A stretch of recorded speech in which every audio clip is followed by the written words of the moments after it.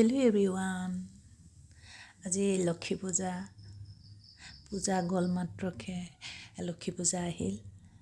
এনেকৈ মই ঘৰত অলপকৈ পূজা ভাগ আগবঢ়ালোঁ, আপোনালোককো দেখালোঁ মইনো কেনেকৈ পূজা ভাগ আগবঢ়ালোঁ। নাজানো ইমান নিয়ম বাৰু, তথাপিতো কৰিবলৈ চেষ্টা কৰিছোঁ।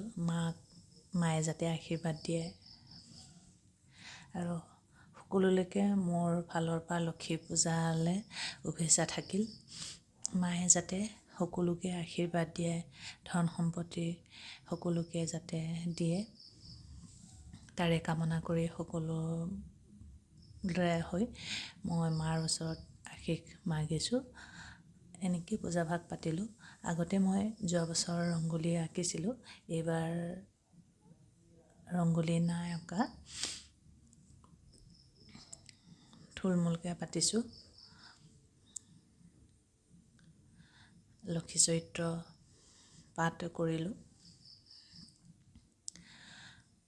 মায়ে যাতে সকলোকে সুখ শান্তি দিয়ে আৰু সকলোকে আশীৰ্বাদ দিয়ে, সকলোৱে যাতে সুখ শান্তিৰে আগুৱাই যাব পাৰে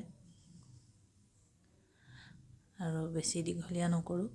সকলোৱে সুখে থাকক, ভালে থাকক, তাৰে কামনা কৰি আজিলৈ এৰিছোঁ।